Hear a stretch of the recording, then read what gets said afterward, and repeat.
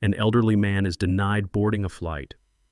But what if he's the very man who once saved the life of the airline owner's grandfather? Morning at Rainier International Airport, autumn sunlight streamed through the transparent glass walls, casting a golden hue across the cold stone floors and lighting up the thin, weathered face of an elderly man slowly making his way past the security gate.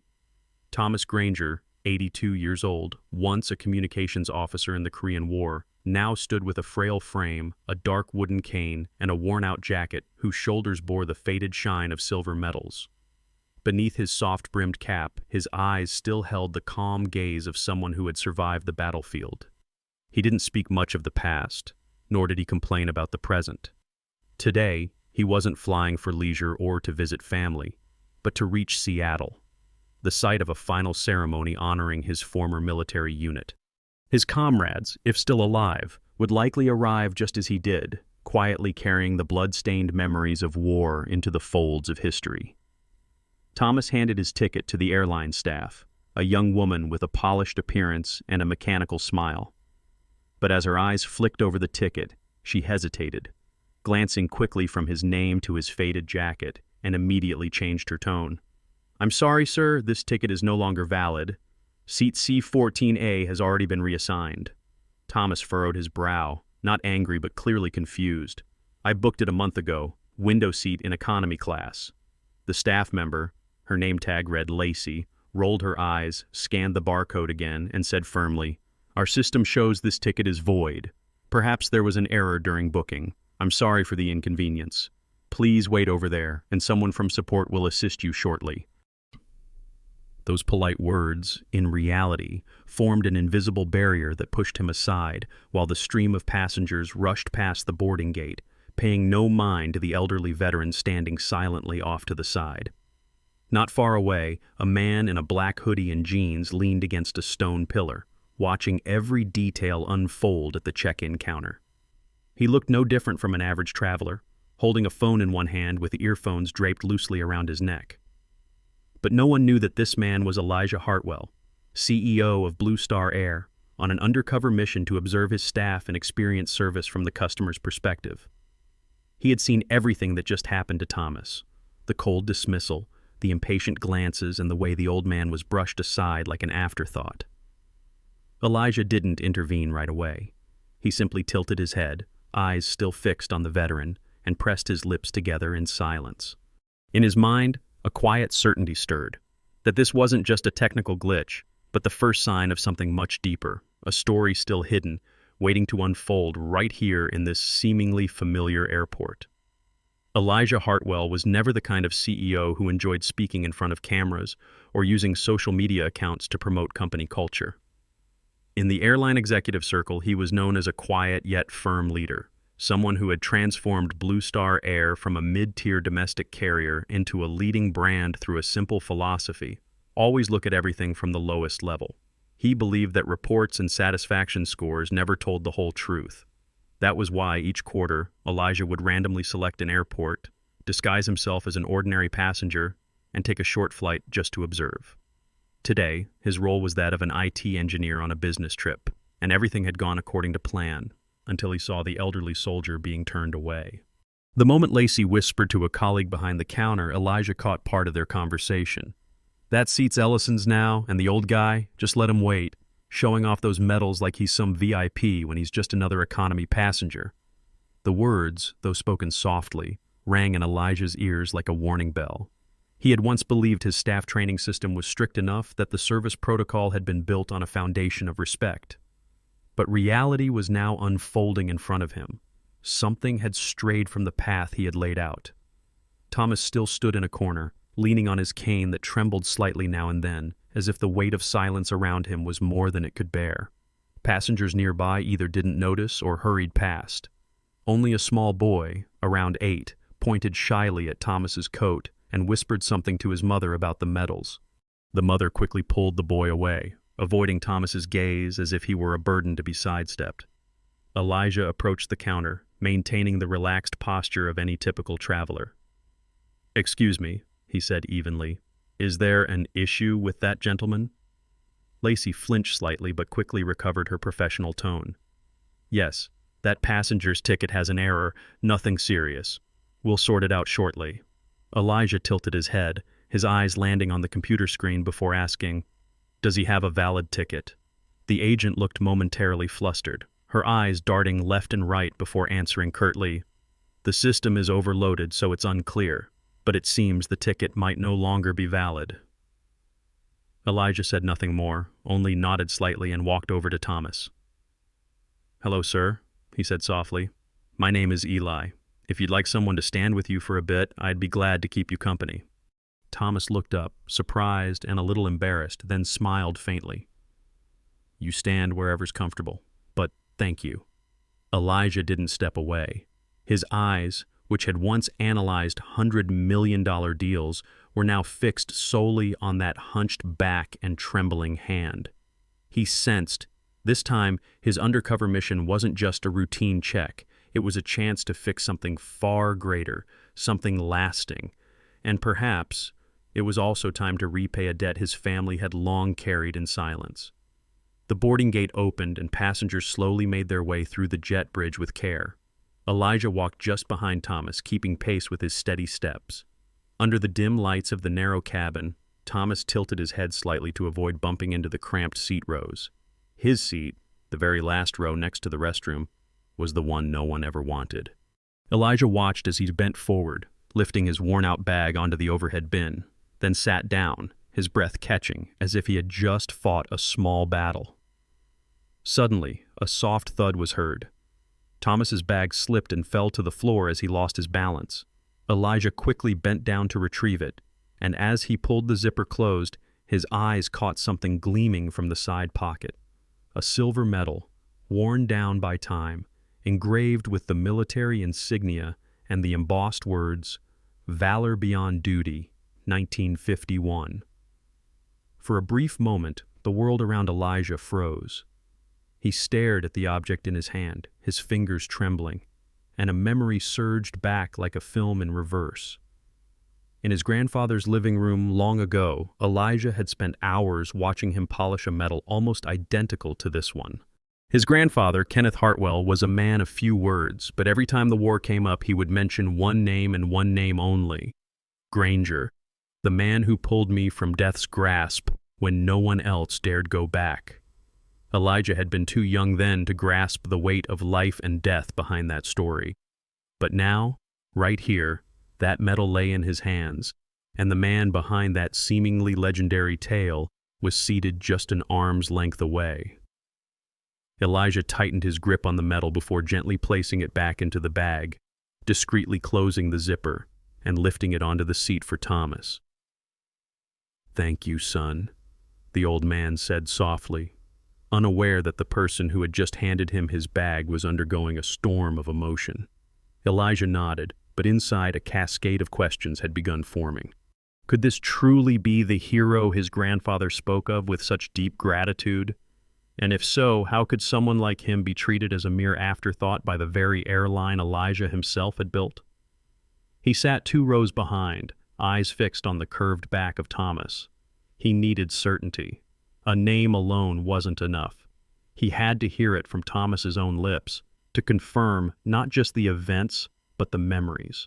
Because if this truly was the man his family owed a lifelong debt to, then today's flight was no longer just a routine journey. It was the intersection of family history and personal honor at a point no one could have foreseen. The soft glow of the cabin lights reflected off the brushed aluminum walls. Passengers had settled into their seats, and the safety announcement played gently within the enclosed space. Thomas sat quietly, both hands resting on his worn canvas bag, now tucked neatly beneath his feet. His gaze turned to the small window, where only a pale gray sky and the gentle tremble of the aircraft's wing hinted at the takeoff to come. From the row behind, Elijah slowly leaned forward, then stood up, stretching casually as if to loosen his legs. He glanced at the empty seat beside Thomas and asked gently, "Mind if I sit here for a bit?" Thomas looked up, then nodded with a faint smile. "As long as you can handle the smell from that restroom behind us," he joked, a flicker of humor in his eyes. Elijah sat down, leaning slightly toward him. "I saw your medal fall out earlier. That was a Silver Valor Cross, wasn't it? Thomas paused, his gaze shifting from soft to cautious, then nodded slowly. Not many people recognize that one anymore. These days, they care more about medals shown on TV than the ones pinned to real uniforms. Elijah offered a quiet smile, then lowered his voice. My grandfather had one just like it. He used to tell me about a man, Harold Granger, who pulled him out of gunfire at White Ridge. Do you happen to know that name? The mention of that name changed the air between them. The smile in Thomas's eyes faded, replaced by a depth that suggested a memory long buried had just been awakened. Kenneth Hartwell, he whispered. You're Kenneth's grandson? Elijah nodded, a slight pause before responding to the weight in the old man's voice. My grandfather always said if it weren't for someone named Granger, he wouldn't have made it out. He owed his life to that man. Thomas sat still, eyes staring through the air ahead of him, unfocused. Then he spoke slowly, deliberately. Your grandfather was tougher than he gave himself credit for. But yes, we were at White Ridge, coldest day of the war, and the last day for too many men. He was hit in the leg. The unit had pulled out, but I went back. I wasn't thinking about heroics. I just knew you don't leave a man behind. Elijah listened to every word, his heart growing heavy, a subtle sting rising in his chest. In all the reports, in all the corporate meetings, never once had he felt the meaning of sacrifice as clearly as in this moment. Why have you never told anyone about that day? He asked. Thomas gave a faint smile, one without joy. Because telling the story won't bring anyone back. And living on means carrying what you remember. Elijah fell silent. He realized now this wasn't just a chance encounter. It was a missing piece never placed in the history of his family. And the man before him, humble and quiet, was the living testament to a debt no one in the Hartwell line had ever had the chance to properly acknowledge. The plane reached cruising altitude, and the hum of the engine softened into the steady rhythm of a ceiling fan in a familiar room. Passengers drifted into brief naps, whispers faded, and only a few reading lights flickered above the seats.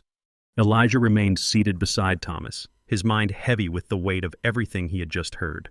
A part of his family's past had come alive, not through stories from his grandfather, nor from historical records, but from a living witness sitting beside him, speaking with a voice slow yet sharp as stone. He gripped the armrest gently, then made a decision. Thomas, he said in a calm yet resolute voice, there's something I haven't told you. Thomas turned, his gaze quiet but attentive. Elijah took a breath, then continued. I'm not an IT engineer, and I'm not just a random passenger on this flight. I'm Elijah Hartwell, chairman of Blue Star Air. There was no gasp, only a pause. Thomas sat still, his expression unchanged, as if he had already suspected. And I saw how you were treated at the check-in desk, Elijah went on, his voice heavy. I saw how my staff pushed you aside like a minor inconvenience. That was my fault. Not because I ordered it, but because I didn't stop it from happening. Thomas tilted his head slightly, his eyes not accusatory, but bearing the wisdom of a man who had seen much. He replied slowly, You don't need to apologize for them. Everyone makes a choice, either bow their head to make life easier, or lift it and risk being cast aside. What matters is what you do after learning the truth. Elijah lowered his head, conflicted. His airline, one built on principles of honor and service, should have been a place where no one, especially a veteran, was dismissed. But it had happened, and the man who had been treated so poorly was the very one who had saved his grandfather's life, someone without whom Elijah's own journey might never have begun. He reached into his coat pocket and pulled out a sleek leather case holding a hard plastic card. It was a lifetime first-class flight pass, something he had originally planned to gift to a special customer as part of an unreleased appreciation program. Please accept this, Elijah said, placing the card in Thomas's hand. Not because you're a veteran, not because you saved my grandfather, but because you should have always been treated with respect as someone who deserves it. Thomas looked at the card for a long moment, then folded it and tucked it into his pocket. He nodded, his expression calm, though something subtle flickered at the corner of his eye. Thank you, Elijah, but if you really want to thank me, don't stop with the card. Change how people like you see people like me. Elijah tightened his grip slightly. I will, he said. I promise. 1 week after the fateful flight, inside the 19th floor conference room of Blue Star Air's headquarters, soft white light from a line of LED fixtures evenly bathed the modern space. The chairs were arranged in a U shape, and in front of each employee was a newly stamped packet marked confidential, internal use only. At the head of the table, the projection screen displayed the words, Service Culture Assessment, Phase 1 Launch. Lacey Monroe, the check-in agent who had once turned away Thomas Granger, flipped through the pages quickly but still didn't understand the reason behind the sudden meeting. To her, it was likely just another round of process retraining, maybe with some collective responsibility over recent complaints. The door opened. Elijah entered, not in a suit, but wearing a rolled-up shirt and simple chinos.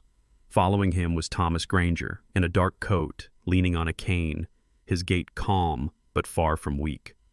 Lacey startled slightly, her eyes immediately catching the familiar figure, the man she had once told to wait to be assisted later during that hectic morning. Her breath caught, and she sat up straighter, heart pounding into her throat. Elijah didn't begin his speech right away. Instead, he walked around the room, shaking hands with a few veteran staff members, then finally stepped to the center. Thank you all for being here today. He began with a calm voice, though his gaze swept slowly, each word weighed heavily. We are here not just to learn how to serve better. We are here to face what we've overlooked. Respect. He paused, then gestured toward Thomas. Allow me to introduce Mr. Thomas Granger, a veteran who served in the Korean War. But to me personally, he is also the man who once saved my grandfather's life, a man without whom I may not be standing here today. The room fell into silence. Lacey lowered her head, her face flushing with heat. Elijah continued, his voice lower. Mr. Granger purchased a valid ticket on one of our flights, but instead of being treated with the respect owed to any passenger, he was seen as a burden. His eyes settled on Lacey. The fault does not lie solely with one person, but with a system that allowed indifference to take root. Yet we cannot change anything if we are not willing to name what went wrong. Lacey lifted her head, her voice barely a whisper. I remember him. Elijah nodded gently. And do you remember me? Lacey froze, stammering. You were a passenger that day? I'm Elijah Hartwell, chairman of this airline, and I witnessed everything. The air in the room seemed to freeze. Lacey opened her mouth to speak, but Elijah calmly raised a hand to stop her. I didn't name you to condemn. I named you to remind us all that we only improve when we are brave enough to face things directly, and to give Mr. Granger the chance to say something I believe we all need to hear. Elijah turned to Thomas. He leaned on his cane, slowly stood, and nodded to everyone. I didn't come here for pity, he said, his voice hoarse but clear. I came because if I can help you see a person, anyone, as a human being before seeing them as a problem, then it would be my honor. The meeting that day ended in a strange silence, not because no one had anything to say, but because everyone was having a conversation with themselves.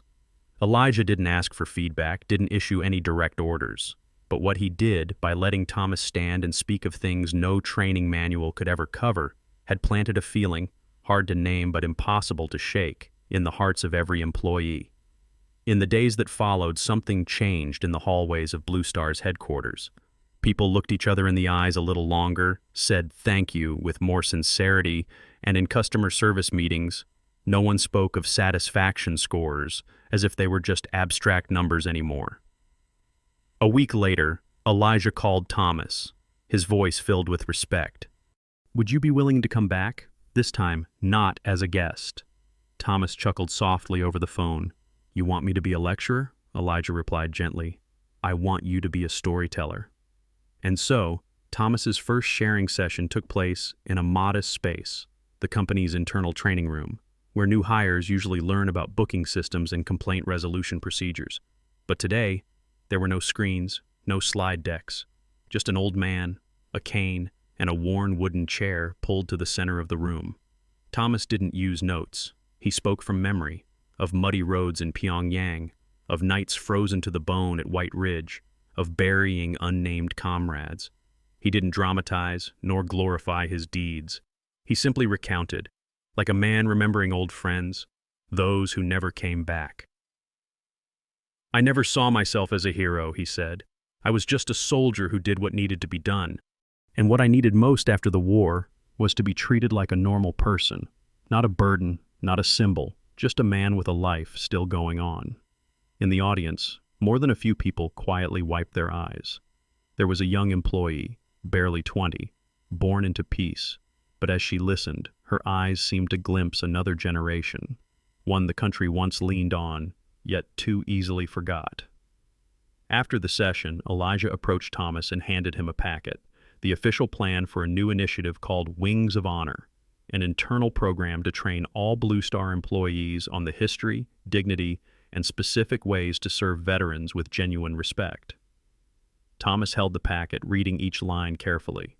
His eyes moved slowly through the provisions: priority boarding, complimentary upgrades when available, special assistance for passengers who served in the military. But what made him pause was the final line.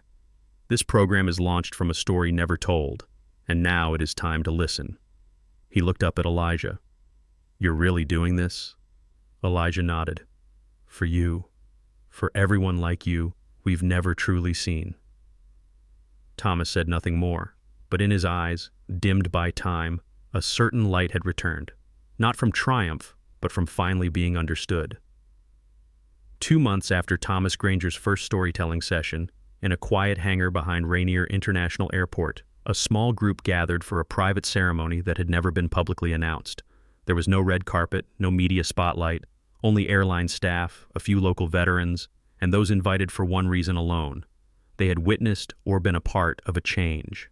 Among the modest crowd, Thomas stood near the front row, leaning on his cane. Beside him was Elijah, no longer the cold, distant CEO, but a grandson guiding his elder home. The silence was broken when a large canvas behind them was drawn down, revealing a brand new Boeing 787 gleaming silver under the afternoon sun. But it wasn't the aircraft's size or shine that left everyone speechless. It was the bold inscription above the cockpit: Thomas Granger, a legacy of valor. Along the side of the plane stretched a hand-painted mural, an image of an old soldier standing at attention, saluting the American flag, with the silhouettes of fallen comrades fading into the mist behind him. The entire hangar fell still. Thomas raised his hand to his mouth, unable to speak. Elijah stepped onto the platform, his voice steady as it echoed through the space. "We did not name this aircraft for its technical achievement, nor for commercial gain. We named it for a man, and for what he represents: courage that asks for no recognition, sacrifice that demands no reward, and kindness that begins with seeing one another as human." He turned his gaze to where Thomas sat. Mr. Granger never called himself a hero, but from this day on, every time this plane takes flight, his story will soar with it, a reminder that no sacrifice should ever be forgotten. Thomas slowly approached, standing before the plane, his hand trembling as he touched the letters of his name painted on its gleaming white body. His lips moved, but no words came.